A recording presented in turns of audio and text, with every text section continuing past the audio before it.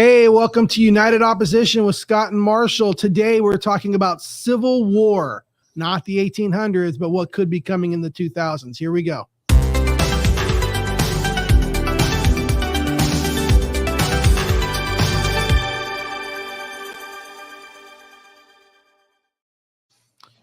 Hey, welcome to United Opposition with Scott and Marshall. How you doing, Marshall? I'm doing fantastic. How are you, Scott? Good. This is the show where two friends who sit on opposing sides of most topics and most ideals and principles can still come together united and have a discussion. And hopefully people watching can learn how to have these kind of discussions with their friends, right? Of course, United Opposition with all of our podcasts here on 511 Media Group, brought to you by Covenant Coffee. Covenant Coffee now has 2 locations. They have one in North Chester, and they have one right here on California next to inside the Stockdale Tower. Covenant Coffee, for those of you who don't know, they support emancipated foster youth, well, those who have aged out of the foster system. And where are they going to go? They're 18. They don't really have a place to be. And so Covenant Coffee steps in and wants to support them, give them jobs, give them mentoring, give them training. So when you're buying Covenant Coffee, hope in a cup, that's what you're supporting. Here we go. ASMR coffee sip. He's the one who slurps, not me, but whatever. Yeah. Well, I mean, you have to slurp. If you're doing ASMR, you have to slurp. That's the whole thing. All right. We're going to talk about Civil War today. Where we stand on that again, we're going to give our little 30-second, remember less than a minute, Marshall, little bite, and then we'll get into it. So I'll go here. My little bite is, I don't think there's going to be an actual civil war coming up with our country breaking up into factions and trying to form 2 different governments. I don't think the American people have the stomach for war at home. I don't think that the American people really have. I think we're kind of lazy. I don't think that we have the commitment it would take to actually break up and go to war. However, I do think that there still could be unrest. There could be a lot of that. I think you could see a lot of civilians rising up to do their own policing, vigilantism policing, if the police are unable to maintain order and maintain, keep the crime in check. I think if people start, that's one thing that I think you can see civil unrest, but I don't think there's going to be civil war. What do you think, Marshall? Yeah, I think I agree. We're not going to see civil war like North versus South, or, we're not going back to 1861. But I definitely think we're going to see insurrection. I would put the odds of that at 90% or above. Define that. Oh, I definitely think there'll be acts of domestic terrorism. I think there'll be assassination attempts. I think it's going to happen.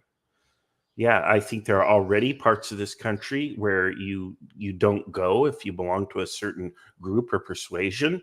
And but again, it sounds like, I think, doesn't the word insurrection literally mean trying to take over the government? Is that what you're talking about? Or are you just talking about just acts of violence? Yeah, I think there'll be quasi-organized or even completely organized acts of localized acts of violence and insurrection. So just like we saw at the Capitol riots on January 6th, we're going to see more. Okay, well, you call it what you want, but we're going to see more things like that. And I think it's going to happen, almost for certain. I think what you're talking about is things that what we saw a few years ago during Black Lives Matter, seeing all those types of things. I wouldn't call those insurrection either. I don't think that's civil unrest and stuff like that, but I wouldn't call it insurrection, even though you had occupying entities occupying government buildings and police stations and all these, actually occupying these things and violently attacking them. I still wouldn't call that an insurrection. I feel like an insurrection is, and correct me if I'm wrong, because maybe I have the definition wrong. It feels like an insurrection is more like an organized trying to take over the government, like a coup or something like that. Or are these things insurrections? Is there a difference between insurrection and a coup?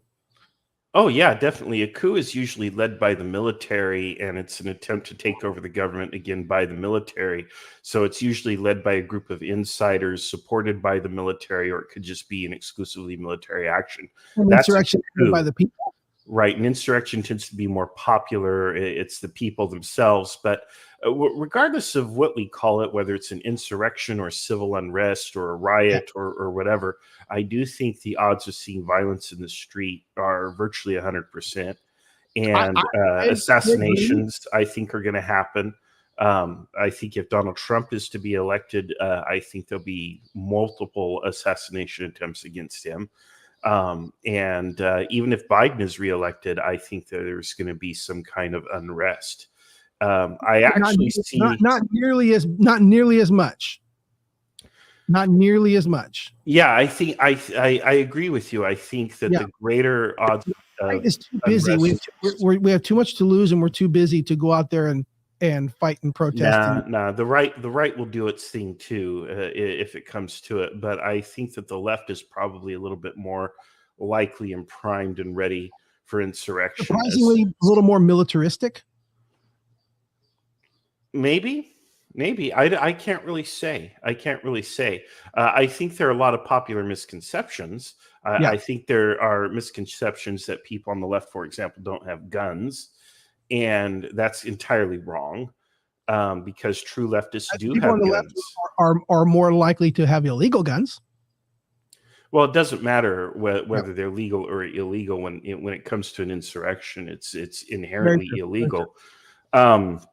But I do think that you will the mainstream left, if we want to call it that, which isn't actually left at all. Your mainstream Democrats, I should say, which are really a centrist party. And if you plot them out on a political spectrum, your Democrats, your gun control Democrats, for example, are actually center to center right. They're definitely not left in any way. They're capitalists. For goodness sake, they're capitalists. So those are the people who are anti-gun, but everybody to the left of them, quick, difference in their spectrum where they stand on policy, on different policies, because it feels like socially the Democrats are actually very, very left, but in other ways you're saying they're centrist. And I think so that's when you say they're centrist, most on the right, they're not. So they're way on the left. But I think you would agree that on social issues, they are way on the left. Democrats are way on the left in social issues. Not at all. Talk to a European. Talk to any European. The American left is actually the center, because the United States has inherently been a very conservative capitalist state.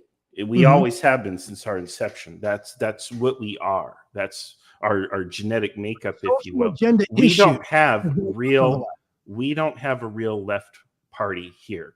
We do have people who are on the left in terms of identity politics, racial identity, sexual identity, things like that. But then a lot of these people are in the mainstream. That's the most vicious. When it comes to their political and economic opinions and views. However, there is a left that's way beyond those people. Yeah, and I would say most Americans have too much to lose to be that far on the left. Yeah, I agree with you that most people are not going to go out and do insurrection if they have something to lose.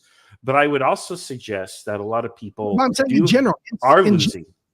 But in general, the leftist policies have a tendency to take away individual freedom, take away individual rights, to globalization and tax you, overtax you. Like the things, the more you have, the more you're responsible for. You have a bigger family, you're a business owner, you're responsible for people, you own. The more you have, the more you have to lose to all the people who are on the left who want to take everything away. I'm not sure what you're trying to say. I'm just saying the Americans in general have a lot to lose, and that they're not going to lean to the left on a lot of these policies as much as people think. Well, socially with the outward appearance looks like they're very, very left. So when you say, Americans are not very, very left, but socially they are. The Democrats are. Socially, Democrats are. No, they're not at all. On social issues. No. Well, on identity politics, maybe, arguably, but not on economics, not on government. Right. Not on the things that actually make a movement leftist. A leftist movement is one that believes that there should be that the workers should be the owners of the business, not the CEO, not the capitalists and stuff like that. All right, so I'm curious. Do you think the left should shy away from all of these identity politics being way on the left because it turns so many people away from it? Do you think they should back off on that so that they could win more people over? Again, the Democrats are exactly where they need and want to be, which is they're a capitalist center-right party that embraces capitalism and uses identity politics to win votes, because that's the only way they can compete with Republicans. Essentially, Democrats are Republican light, except for when it comes to identity politics. When they get elected into office, they then forget about the identity politics. They change their logo to a rainbow every June, but outside of that, they do very little, next to nothing, to actually reward the people on the left who came in to vote for them. And the people on the left actually despise Democrats precisely because of this, because they take the left vote for granted. And then the people on the left get betrayed every single election cycle. So where do you think the origins, if we're talking about civil war, insurrection, public unrest, all that potentially coming up, where will that come from? Will that come from the Democrats? Will that come from the left? Will that come from the Republicans? Will that come from the alt-right? Where will that come from? It would never come from the Democrats, because the Democrats are eating too well. It will come from the people who are disenfranchised by the Democrats because, again, they feel that they've been disenfranchised time and time again. For example, let's say Trump gets reelected. Yet all those people are still Democrats. And women actually lose their right to choose to have an abortion. Well, I would not put it past somebody. How would that happen that hasn't already? Isn't that what claims haven't already been done? I mean, well, it's been kicked down to the states. It's been kicked down to the states. So but that doesn't mean the federal government couldn't take steps to make it even harder and more restrictive for a woman to choose to have an abortion. The federal government can't. The whole thing about Roe versus Wade is not up to the federal government at all. It's up to the states. Trump coming into power has nothing to do with that. However, nonetheless, and you know it. That was a red herring argument. You know it. Okay, that's fine. But at the end of the day, again, if people are unable, if they feel that they are being tread upon, for example, if they feel that they can no longer choose, if they feel, for example, that, let's take a look at the fact that grocery bills are going up. Look at things like inflation, which is taking a massive chunk out of everyone's budget. You know, people who can't afford to pay their mortgage, they can't afford to pay rent, they can't afford to have the basics of a decent living. That's when you're going to run into trouble, because we don't have bone-crushing oppression here in the United States to suppress those people and keep them from rebelling. There's actually enough prosperity and enough freedom that they are easily able to do that, and they will be triggered to do that if they feel that they cannot secure for themselves the basics of a decent living, which they deserve on the basis of the fact that often they work just as hard as anybody else, if not harder. But I think that's a perspective thing. I think that's a lot of it, not all of it, but I think a lot of it is a perspective thing of somebody telling them, the media telling them, constantly being bombarded with, you should have more, you deserve more should be given to you, you deserve to have this for free, you deserve to have that, you deserve, and it's like, well, no, that's never been true in history. You work and you earn and you do what you can to have, and then you start small and you build up. I feel like we have a generation of people who think that they should be able to just come into their 4-bedroom house with their 2 cars. And like, how come I don't have that yet? And it's like, I didn't start that way. My wife and I started in a studio apartment with one used car. Like start there. You can start there. But people are just the perception that you cannot make a living. I think a lot of that is being bombarded by the media, and it's people's perspectives. We all walk around with a $1,000 supercomputer in our pocket. All of us do. All of us have our cars with air conditioning. We are living in such luxury and being like, we can't afford this. I think there's part of that is there, but I think a lot of that is a bad perception. Like, get some perspective, live within your means, and learn and again, that sounds very boomer of me. That sounds very whatever. I understand that. I think there's a balance between there. I think the extreme side of saying you can do it on your own, pull yourself up by your own bootstraps. I know that there's a side of that. It's like, okay, that's not realistic. But I'm trying to counter the side that we have so much bombarding us in media that's telling this generation that you are being held back by somebody else and you deserve these things and it should be handed to you.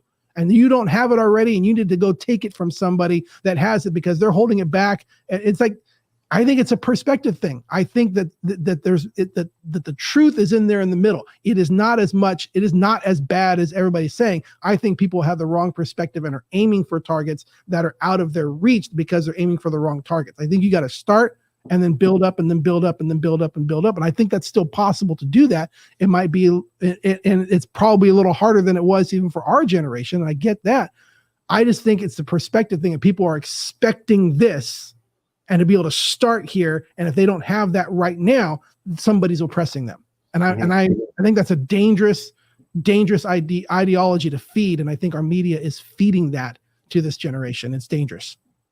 Well, the economic data tells us that while Wall Street's doing great and we are by no means in a recession, Main Street is in a recession and has been in a recession and has never fully recovered from COVID.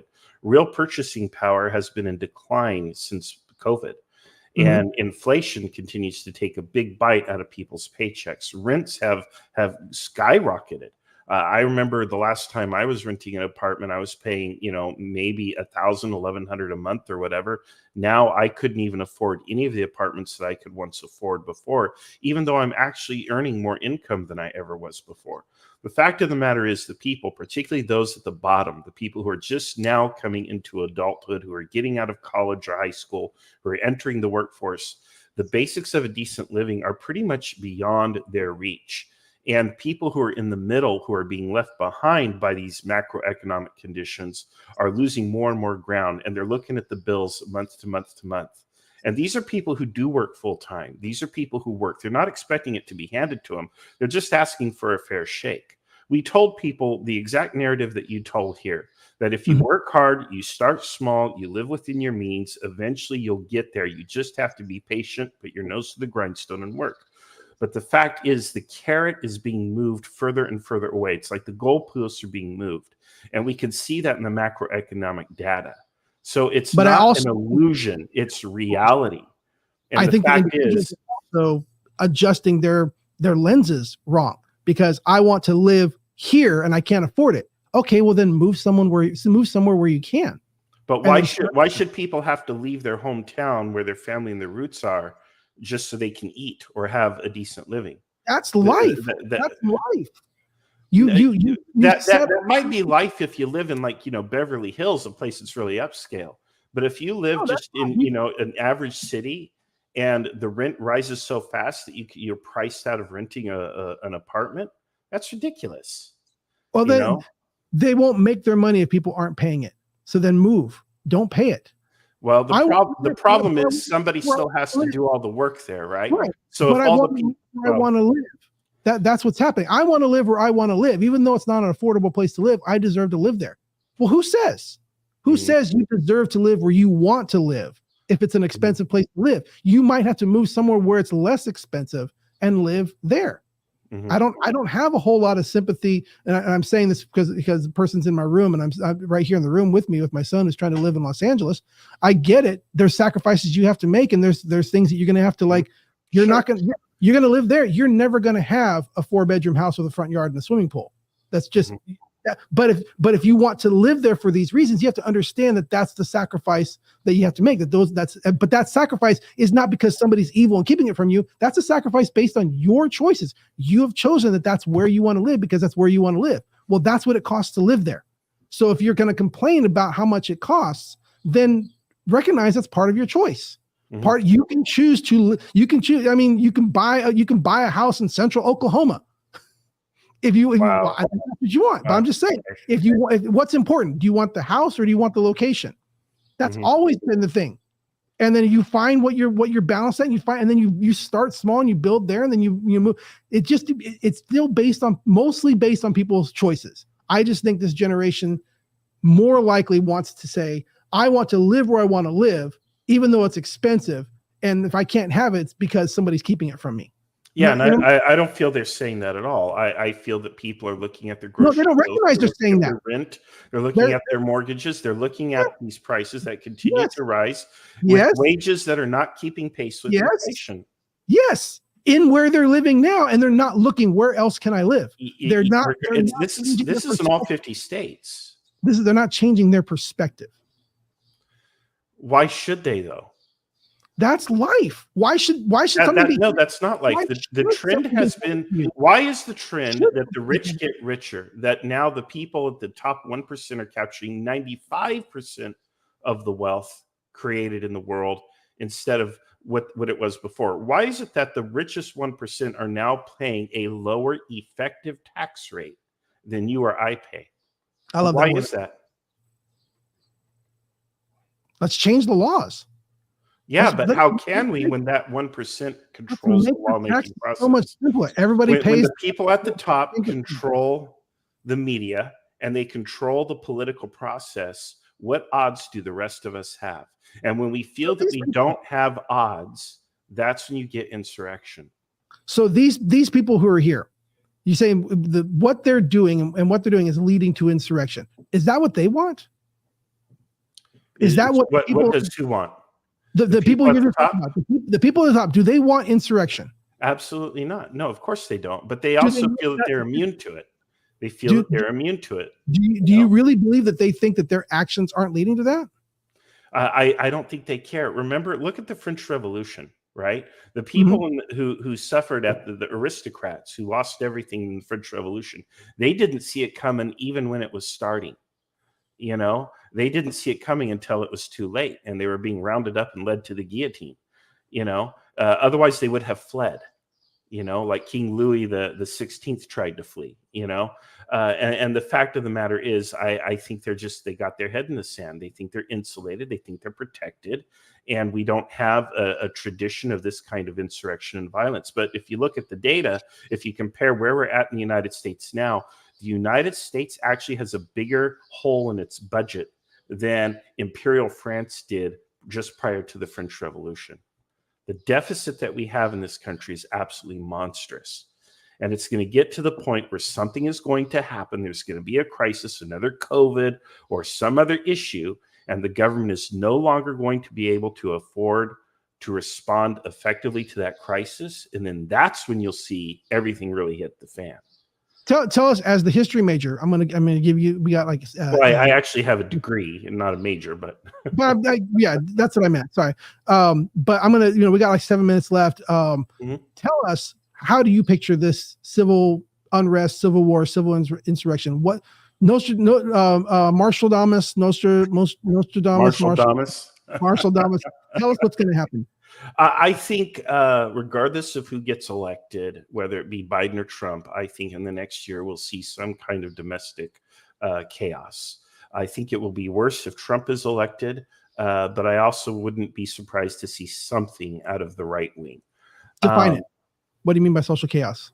Well, I think, again, assassination attempts.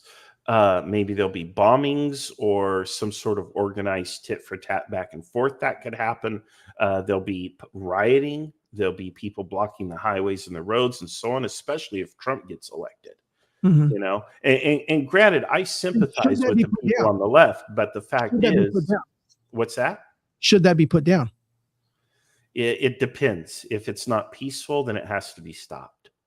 If it's peaceful, then let it be. If only property is at stake, but when people's lives are in danger, absolutely. There is no reason or excuse to harm innocent people ever. Period. End of sentence. Done. Once you do that, your movement loses its legitimacy, and you need to be put away and face justice for that. So should people who don't want to be part of this and people who are not going to be rioting in the streets and just want to get from point A to point B, should they start arming themselves? No, the sword itself incites the violence. And so, no, I don't think that's how you're going to get this kind of violence kicking off. So you just take those who are not doing anything, the innocent, like you're talking about, should just take it. They're going to have to find some way to get around it until the movement is handled or reckoned with in some way. That's all. They just take it. That's what it is. When they're being beaten down, Are you going to advocate they go out and start shooting people because they're standing in the highway? I don't think so. No, but I'm saying if you're being should those who are just trying to work and do their just trying to make a living and go on there and not be part of this, should they be arming themselves to be ready to defend themselves against this type of violence that's going to come to them? Not the way you put it. I do believe every American should own a firearm, but I don't believe that they should arm themselves specifically so they can shoot or threaten a protester who's blocking the highway. What I said. That's not what I. Well, that's what you're implying here. Okay? No. I specifically said how I'm perceiving it, Scott. To defend themselves. I specifically said the words to defend themselves from being attacked. Well, you have the right to self-defense. Should they be ready? Should people be like? What I'm trying to get at is, if you think that these things are going to rise, that these incidents are going to rise, and if you think the police may or may not put them down, and then innocent people are going through and are going to be, do you think innocent people should be prepared for the police to not be doing their jobs? Well, again, all people have the inherent right to self-defense, and that does include lethal self-defense if their life is in danger. You have a right to that. But should you put yourself in that situation if you know that there's something happening? Absolutely not. You should not. If it happens to you by surprise and you believe that your life's in jeopardy, well, you have a legal defense. And but you have a right to defend yourself. People who are not prepared for that yet, should they get prepared? I advocate that every American should be a responsible firearm owner. Every adult American should be a responsible firearm owner. Under no pretext should arms and ammunition ever be surrendered to the state. That's Karl Marx, by the way, just if you want to know what a real leftist has to say. Wow. That's Karl Marx. And that's tough because I was actually having a discussion with somebody, should we be fighting? And, as a pastor, as a Christian, as myself, should we be fighting? And at what point? No. At what point do you fight? And we were talking specifically about a very specific time and place from the Bible, talking about, hey, if you in the future, like in the rapture, if you don't miss the rapture, there's a time of tribulation, and should we be fighting back during the tribulation? I said, well, during that time, no, I don't think so, because if you die in the tribulation and you're a follower of Christ, you'll be with God. If you die in the tribulation and not a follower of Christ, you won't be with God. So why, if you find God in that time, why would you take the life of somebody else who's not gonna know God? The fight is to make the sacrifice for yourself. But in this time, and outside of that, you got to be ready to defend yourself, right? Or is that a bad thing? But I would tell my friends on the left that we need to find peaceful means of obtaining the ends that we seek. I believe that social and economic justice are possible, but I am concerned that if we try to take those by the barrel of the gun, that what will happen is that revolution will be betrayed, and we'll end up in a system that is essentially a left-wing totalism, which is not much different functionally from right-wing fascism. And we don't want that. We don't need that. We want a free and vibrant democratic system. While I would advocate that the workers should own and control the means of production, and while I understand what Marx says is that there's no way anybody's going to hand it to you because you ask them politely, I do think that we can at least move that direction, or at least arrest the movement to the right on all of this by negotiating and flexing our muscles, our collective muscles. There are ways to protest. There are ways to do sit-ins and other things that are non-violent, that are non-destructive, that will get people to win over to your cause and support your cause, and compel those people who own the means of production and abuse them, keep you down, to concede and to work with you. But as long as you're destroying other people's property, you're not going to win them to your side. Generally not. Although you'll never see me come out in defense of property, but I will defend human life. Property is stuff that can be replaced. I don't care about property, but I do care about life. So you have your business, you have everything that you poured into it, feeds your family, everything. You would not stand in front of your store. You would just let No, people no, take your that's away. why you're going to have insurance or something else going on. Yeah, you let know? somebody no. Because at the end of the day, it's not worth my life now, is it? And it's certainly not worth the life of the person who's going to smash your window. They shouldn't be smashing the window. This actually happened to me once when I was very young. Once when I was very young, my wife awakened me and said she thought there was an intruder inside the home. Mhm. And I think she expected me to go out and shoot someone. And I said, I'm not going to do it because we didn't have anything of great value. And I said, there's nothing in this place that is Yeah. worth my life or that person's It's life. foolish because you don't know what their intent is. Get them out of your house. But why right. spark a confrontation? You don't know what their intent is. Get them out of Okay. your house. All Them. right. All right, them out John Wayne. All right, John Wayne. You Okay. go do that. You go do that. But I made the right choice. It turned out there was nobody there. But the fact of the matter was, I wasn't going to risk a confrontation in which I'm going to be The killed, or confrontation was that other already- person is going to be they harmed. risked it. The What's confrontation was already risked by them. Yeah, no, that you're. Yeah, I'm not gonna. I'm not gonna, over what, a television set? No, that over gets your really life because poor you don't reception? know why they were there. They came into your home and you don't know why they were there. It's not. I can't take the chance. Somebody's in my house. Oh, I'm sure they're just here for my stuff. I'm just going to lock my door and hope that they leave and just take all this stuff. No, you don't. You don't know what they're going to do. You get them out of your house. It's you make the choice. You make the choice that's right for you, and you live with the consequences. I'm worried. I'm worried that there's going to be huge riots that the police are going to say we're not going to stop it. Those riots are going to negatively affect innocent people who are then going to stand up on their own and do what the police aren't doing. And then those people are going to be prosecuted, and you'll get more people who are going to rise up. I think if the police don't do their job and keep the peace, we're going to have a really big problem. And that's my biggest concern for this. Maybe not civil war. We are about 2 minutes over. Maybe it's not going to be civil war. I think you and I agree that I don't think it's going to actually be two factions of two governments fighting each other with actual military armies and all that kind of stuff. But I think if the government and the policing don't step in, we're going to have a lot of problems. We're going to have a lot of people doing the policing themselves. And that's where it can get out of hand. And that is how the fast track to a civil war, when the government either cannot or will not do what is expected of it by its citizens. So if the government cannot or will not ensure the peace, then yes, you will have a civil war. Yeah. Well, that's been Civil War on United Opposition. We're here every week taking different sides of different ideologies and different topics and everything like that. If you want to keep up with us, you can see us here every week on 511 Media. Until next time, Marshall. See you then. Talk to you later.